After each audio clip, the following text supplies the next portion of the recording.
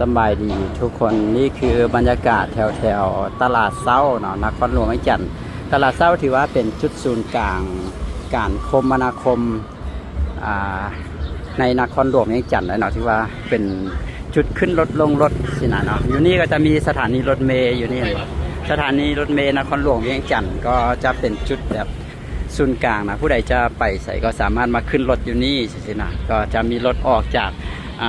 จุดนี้ไปสถานที่ต่างๆบ่ว่าจะเป็นไปมหาวิทยาลัยแห่งชาติไปดงโดกเนาะไปทางงอนบ่ไปสนามบินไปท่าเรือไปขัวมิตรภาพอย่างต่างๆนานาก็จะเป็นมีจุดเริ่มต้นอยู่ที่จุดนี้นะก็จะเป็นจุดศูนย์กลางถ้าเป็นประเทศไทยหรือว่าเป็นกรุงเทพมหานครก็จะเป็นอนุสาวรีย์ชัยสมรภูมินั่นเองเนาะก็จะเป็นจุดศูนย์กลางการขึ้นรถลงรถประมาณท่านเอาในเวียงจันทร์เขาก็จะเป็นจุดนี้ตลาดเช้านี้เองนะแต่ว่าตอนนี้ท่านเขาเจ้าก็เริ่มปิดห้างเล่นกลับบ้านกับเพื่อนกันแล้วเนื่องจากว่าช่วงแรงๆแล้วตอนนี้ก็5 โมงปลาย5 โมงครึ่งจะเข้าสู่6 โมงแล้วนะอยู่นี่ก็จะมีตลาดเช้าอยู่นี่เวียงจันทร์ไลฟ์เซ็นเตอร์เนาะเวียงจันทร์เซ็นเตอร์แล้วก็พักสั่นยาวๆต่อไปพุ่นเนาะเดี๋ยววิดีโอนี้ปาราดินจะพาทุกคนยางเลาะเบิงบรรยากาศตั้งแต่แถวๆนี้เนาะเขาจะยางไปที่ประตูไซเนาะยางออกกำลังกายไปนำแล้วก็ยางเบิงบรรยากาศไปนำถ้าเกิดว่าวัดธาตุฝุ่นบ่ทันได้ปิดเถื่อปาราดินว่าจะลองยางเข้าไปที่วัดธาตุฝุ่นเนื่องจากว่าบ่เคยเข้าไปที่วัดธาตุฝุ่นจ้าเถื่อเนาะทุกคนนี่จะเป็นตลาดเช้านะเป็นตลาดเช้ามอนะที่ทุกคนเห็นกันอยู่ในตอนนี้ตลาดเช้ามอทางนี้อันนี้เป็นสถานีรถเมล์นครหลวงเวียงจันทร์บริเวณแถวๆนี้ทั้งหมดนี้ก็คือเอิ้นมาตลาดเช้านะเอิ้นมาตลาดเช้าทั้งหมดเลยแถวนี้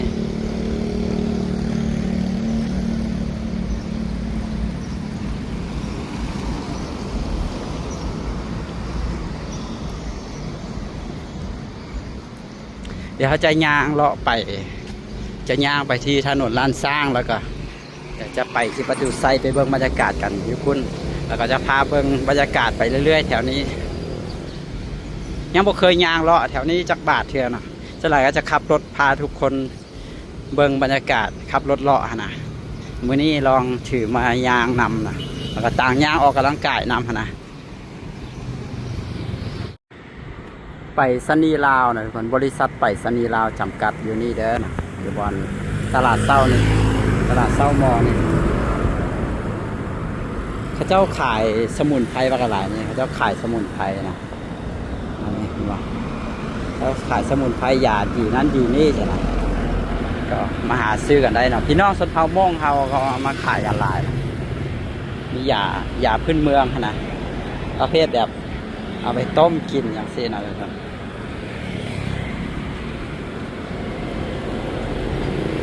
ยาดีฮั่นยินดีนี่นะ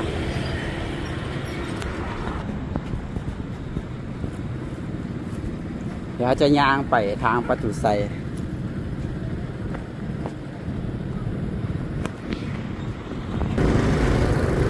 ตลาดเช้ามออันนี้ถนนลานสร้างเนาะถนนลานสร้างในมือพักแล้วก็ช่วงแรงๆแดดนะก็เงียบเหงาเลยเนาะถนนลานสร้างนี่ถ้าเกิดว่าเป็นมื้อเสาร์อาทิตย์ก็คือจะเงียบเหงาถ้าเป็นมื้อเหตุการณ์นี่ก็คือจะคึกคืนแห้งเนาะคนจะหลายแห้งแล้วก็รถจะจอดเต็มไปหมดเลยเพราะว่าสองข้างทางของถนนลานสร้างนี้จะเป็นห้องการเป็นออฟฟิศของสำนักงานบริษัทห้างๆต่างๆเนาะก็พอเสาร์อาทิตย์บริษัทต่างๆก็จะปิดก็จะให้บ่มีคนมาด้านหน้าตลาดเช้ามอตึกใหม่นะ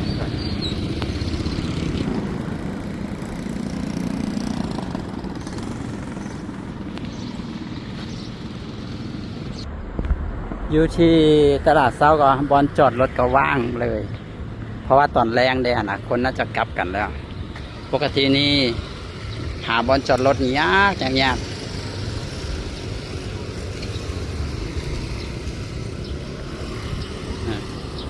ก็จะเงียบๆแบบนี้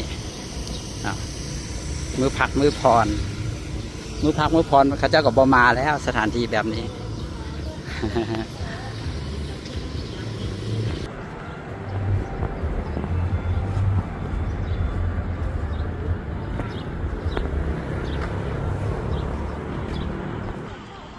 อยู่ที่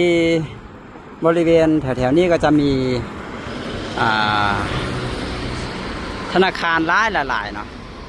มีธนาคารหลายๆมีอยู่เข้าไปในฮอลล์มันก็มี 2-3 ธนาคารนะแล้วก็มี1 2 3 4 5 6 7 8มี8ธนาคารอยู่เฉพาะวันเราเห็นนี้แล้วก็เข้าไปในฮอลล์มันอีก 2-3 ธนาคารนะครับก็ธนาคารก็จะมาจุ่มกันอยู่นี่เนาะนี่ก็สคอมแบงก์เวียดแบงก์เวียดตินแบงก์ธนาคารเนี่ยก็การค้าต่างประเทศเวียดนามมารูฮันกรุงศรีเมย์แบงก์ GDB Public Bank อยู่ในฮันนะโล่งขนาดเลย โล่งขนาดเลยถ้าเป็นมือเหตุการณ์ก็คือรถจอดเต็มแถวนี้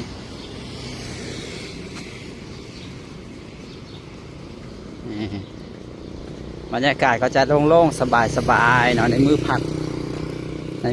มือพรแล้วตอนแรงอีกนะช่วงตอนแรงนี่คนก็จะไปแคมป์ของพุ่นแล้วนะชุดคึกคืนของนครหลวงเวียงจันทร์ช่วงตอนแรงก็คือแคมป์ของแบบนี้ก็จะมีแต่คนผ่านมาเล็กๆน้อยๆแล้วก็ประตูไซคนก็น่าจะยังหลายอยู่ตอนนี้นะแต่ว่าค่ำๆไปก็จะไปแคมป์ของอีกคือว่าวันไหนนะอ๋ออยู่ในนี้อยู่บนนี้มี3 ธนาคารมา2 ธนาคารนะเมื่อกี้นี้ปาราดียังไม่ได้นับธนาคารตัวนี้แล้วก็ธนาคารลาวฝรั่งก็ยังไม่ได้นับเลยเมื่อกี้นี้มีหลายธนาคารนี่เนาะจุดนี้อยู่บนบริเวณจุดนี้ประมาณ10 ป่ายธนาคารนะอยู่จุดนี้ถ้าเฮาย่างซื้อไปถ้าเราย่างซื้อไปตามเส้นทางนี่ก็จะเป็นประตูไซด์ถ้าอยู่ทางหน้าแต่ว่าประเด็นว่าสิย่างเข้าไปวัดธาตุฝุ่นเพราะว่าบ่เคยเข้าไปจากเทือวัดธาตุฝุ่นนะเข้าไปทางนี้ได้มันบ่มีทางเข้าอยู่เบื้องฝักนี่นะว่าจะสิย่างเข้าเบื้องฝักนี่ซื้อไปทางหันดงป่าลานนะนี่วัดธาตุฝุ่นเอาสิยางเข้าไปวัดธาตุฝุ่นแล้วก็ยางออกไปประตูไซหารถมาหนึ่ง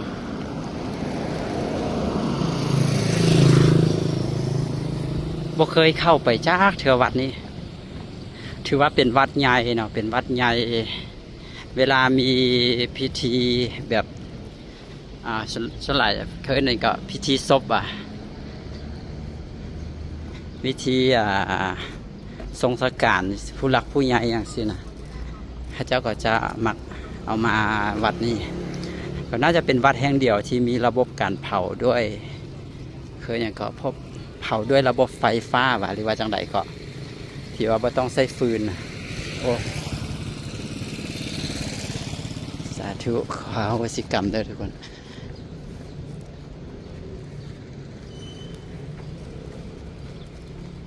นี่เป็นบอนจอดรถของวัดนะทุกคนบอนจอดรถของวัดพระอินทร์ก็บ่เคยเข้ามาจากเทือบ่ฮู้ว่าบ่ไหนบ่ไหนเมื่อกี้นี้ท้ายไปวันนี้ก็คือเป็นศาลาแล้วก็จะมีการขออนุญาตเว้าเนาะมีการเผาศพอยู่ทางนอกนี่นำเผาศพแล้วเขาเจ้าก็เอาอันยังก็สังกะสีหันมาครอบไว้น่าจะมีระบบเผาด้วยระบบไฟฟ้านำแล้วก็มีจุดเป็นใส่ฟืนนำบ่หรือจังใดอันนี้ประดับดินก็บ่แน่ใจเนาะขอบ่เว้าถึงแล้วกันถ้าผิดพลาดก็ต้องขอโทษขออภัยประเด็นบ่เคยเข้ามาวัดนี้จากเถื่อเนาะก็โอ้เป็นวัดที่ใหญ่กว้างใหญ่แล้วก็มีถนนหนทางแบบนี้เลย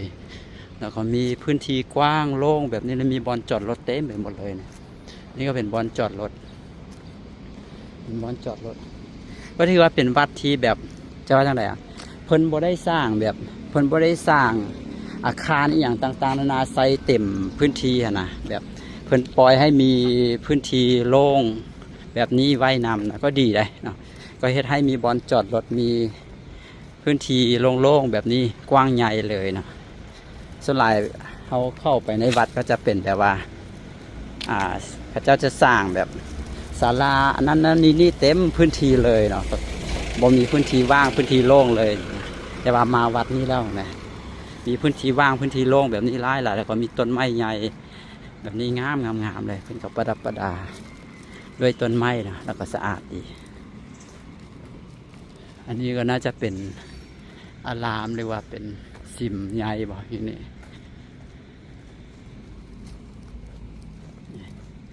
จะมีกุฏิมีบอนอยู่อาศัยของครูบาอาจารย์อยู่ทางโซนทางนี้บ่โซนที่เขายางเข้ามาจะเป็นโซนที่เขาจะเอาไปเฮ็ดพิธีทรงสการต่างๆประมาณนั้นนะโซนนี้จะเป็นโซนของครูบาอาจารย์อาศัยอยู่เท่าที่สังเกตเบิ่งได้แถวนี้ก็เช่นเดียวกัน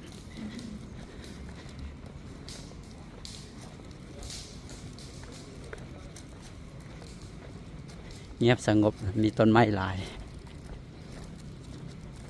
เห็นมีครูบาอาจารย์อยู่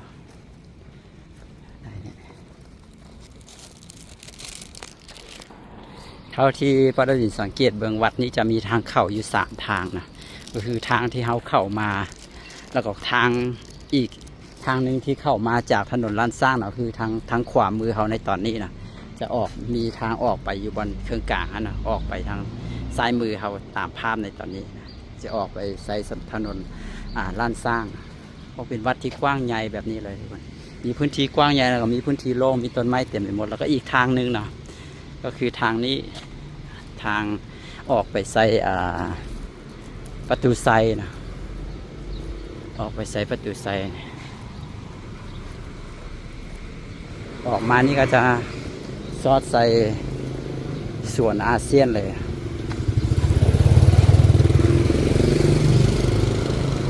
ซอดใส่ส่วนอาเซียน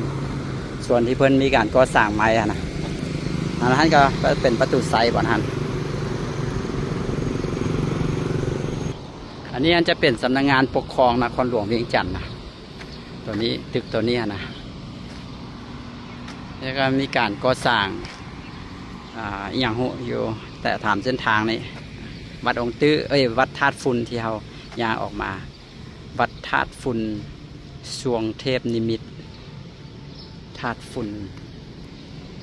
ดอกคูณก็อันนี้เป็นสวนมรณะเพิ่นให้เฮายางไปได้ปะเป็นสวนเนี่ยมีเครื่องออกกำลังกายหันนำแล้วโซนที่เพิ่นกันไว้หันน่าจะอันนั้นอยู่น่าจะยังปรับปรุงอย่างอยู่นะเดี๋ยวเขาจะย่างไปประตูใส่เพิ่งดอกคูณบางต้นก็กำลังบานเลยเพราะฝนตกใส่แล้วก็เทศให้แบบแห้งบานงามอีกนะฝนเริ่มตกแล้วเด้ต้นมะม่วงย่างออกมาที่ประตูใส่บางต้นอันนี้เป็นเอามาปลูกใหม่นะงาม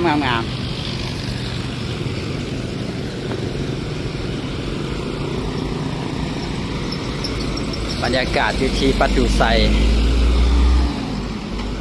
งดงามแหงนะ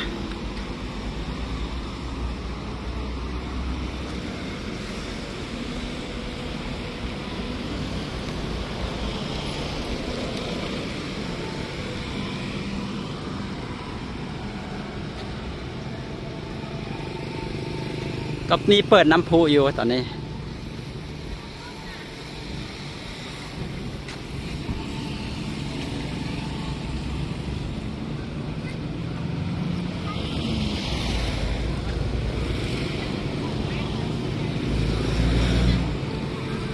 อันนี้คือส่วนอาเซียนเพิ่นกันไว้นี่เพิ่นเฮ็ดอย่างมันปรับปรุงอย่างอยู่ก็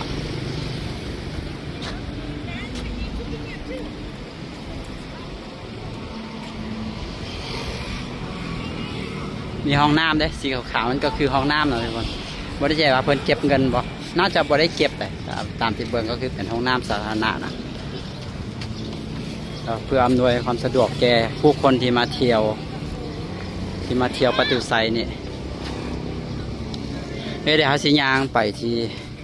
เบื้องฟ้าหันไปเบิ่งบรรยากาศกัน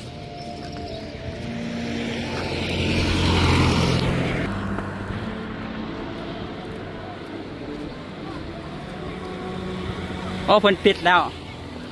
เพิ่นปิดแล้วเพิ่นปิดจากโมงมา4 โมง5 โมงเพิ่นปิดบางคณะเพิ่นปิดว่าสิขึ้นไปเทิงไปเบิ่งบรรยากาศวิวตัวเมืองนครหลวงเวียงจันทน์ว่ามีการก่อสร้างอย่างใดในช่วงนี้นะแต่ว่าเพิ่นปิดแล้วมื้อหน้าจะมาตอนสวยแล้วก็มาขึ้นเบิ่งนี่มาเบิ่งบรรยากาศช่วงแรง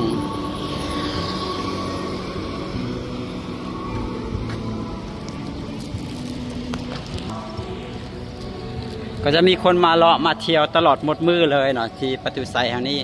คนที่มาเที่ยวตอนสวยก็คือจะมาแล้วก็จะขึ้นไปทางเทิงพุ่นเนาะไปเบิ่งวิวนครหลวงเวียงจันทน์ส่วนคนที่มาช่วงตอนแรงแบบนี้ก็คือเพิ่นจะปิดแล้วเนาะขึ้นบ่ได้ก็มีแต่ว่ามาเลาะเบิ่งบรรยากาศแล้วก็มาถ่ายรูปกับประตูไซแน่นอนนักท่องเที่ยวพี่น้องชาวไทยเฮาหรือว่านักท่องเที่ยวทั่วไปเวลามาเที่ยวนครหลวงเวียงจันทน์เนี่ย1 จุดหมายปลายทางที่คนจะต้องมาให้ได้นี่ก็คือประตูไซแห่งนี้นะทุกคนบรรยากาศ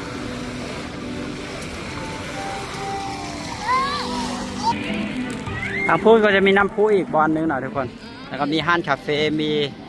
แนวกลิ่นขายอยู่ทางพุ่นอยู่ที่ประตูไซเพิ่นบ่ให้ขายอย่างโรเลได้นะก็จะขายได้เป็นอันนั้นก็นี่ก็คือบรรยากาศอยู่ที่ประตูไซนครหลวงเวียงจันทน์ในช่วงแรงๆเนาะตะเวนค่อยแรงใกล้สิตกแล้วเนาะกับบรรยากาศที่พี่น้องทางนักท่องเที่ยวแล้วก็พี่น้องชาวลาวนครหลวงเวียงจันทน์เฮามาเที่ยวเบิ่งบรรยากาศมาเที่ยวเบิ่งบรรยากาศแบบนี้มาถ่ายรูปส่วนลูกส่วนหลานมาเลาะมาลิ้นประมาณนี้เนาะทุกคนก็บรรยากาศช่วงแรงๆที่นครหลวงเวียงจันทน์เฮา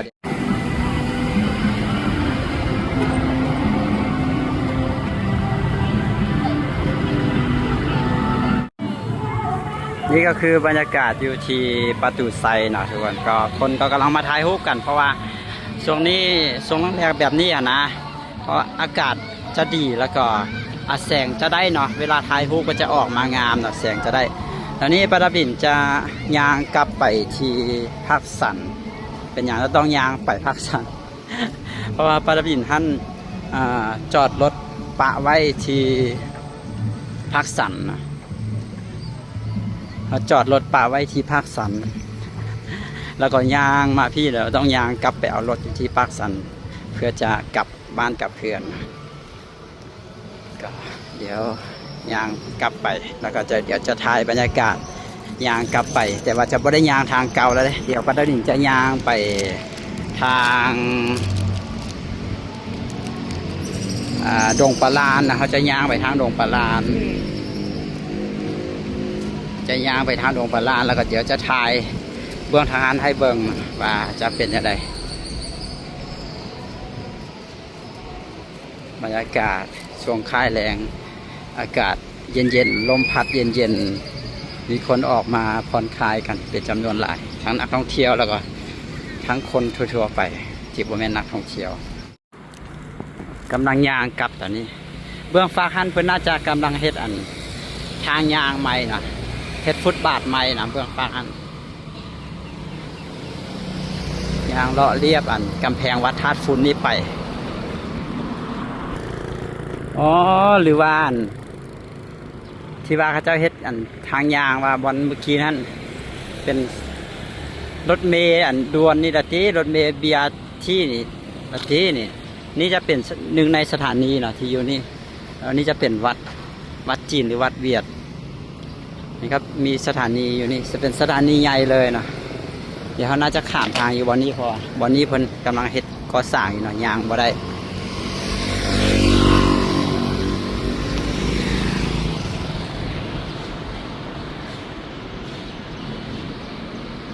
เขาจะเอาหลอดไฟห้อยใส่อันใส่คาเนี่ยไม่แน่ใจว่าปัญญารถมาต่ำเอาบ่หรือจังไรหรือว่าห้อยประดับให้มันงามนะเป็นสถานีใหญ่เลยหน่อยอยู่นี่นะสถานีใหญ่เลยเนี่ย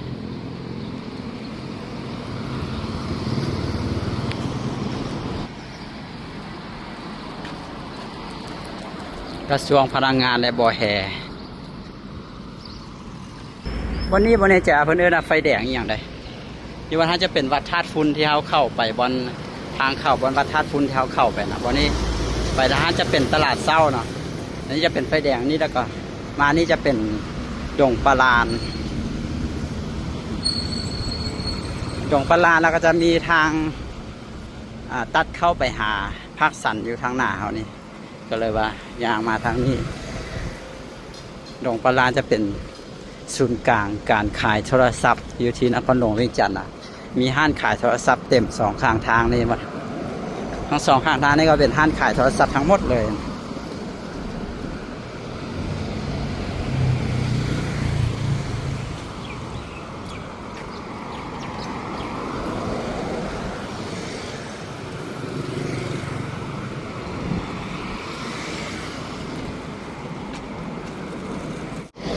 ห้างขายโทรศัพท์ทุกล็อกเลยคือว่าทุกล็อกเป็นห้างขายโทรศัพท์ห้างขายโทรศัพท์ห้างขายโทรศัพท์ห้างขายโทรศัพท์ขายโทรศัพท์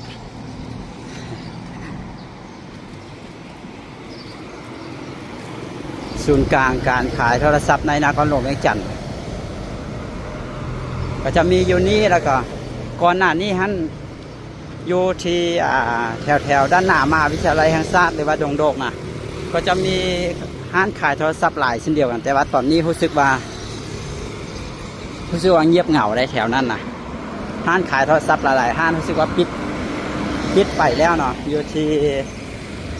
ด้านหน้ามหาวิทยาลัยแห่งชาตินั่นก็ว่านักศึกษาลดลงเนาะนักศึกษาลดลงมหาลัยก็บ่ได้คึกคืนเท่าที่เคยคึกคืนมาก่อนนะนี่คือแถวยางมาจากทางพุ่นทุกคนเบื้องฝากนี้ฝากแถวอยู่จะเป็นบ้านฝาย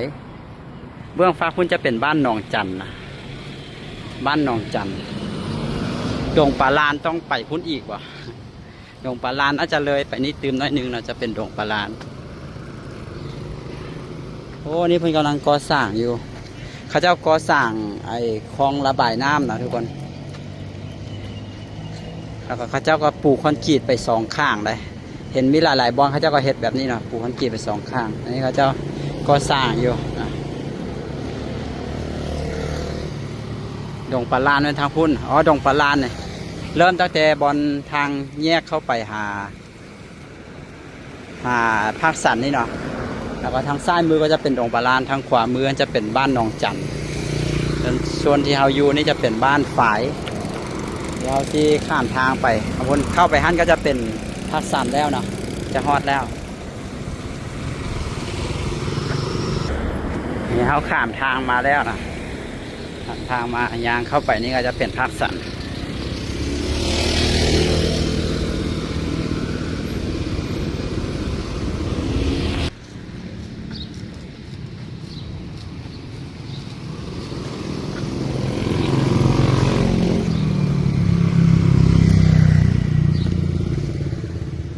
เงียบแล้วนะรถก็เกือบว่าบ่มี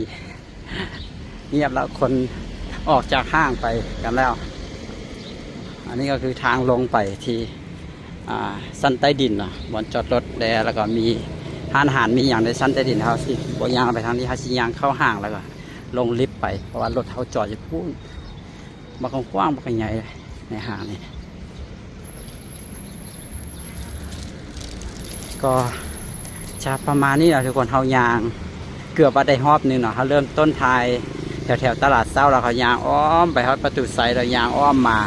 ถ้ายางไปนี้ตื่มนิดนึงไปฮอดตลาดเศร้าก็ถือว่าได้ฮอบนึงเนาะก็เป็นการยางที่ใช้พลังพอสมควรก็ได้ออกกำลังกายเนาะได้เฮือไปอากาศก็จะเอาแน่เนาะก็เดี๋ยวเราจบวิดีโอนี้ไว้จะเพียงเท่านี้เด้อ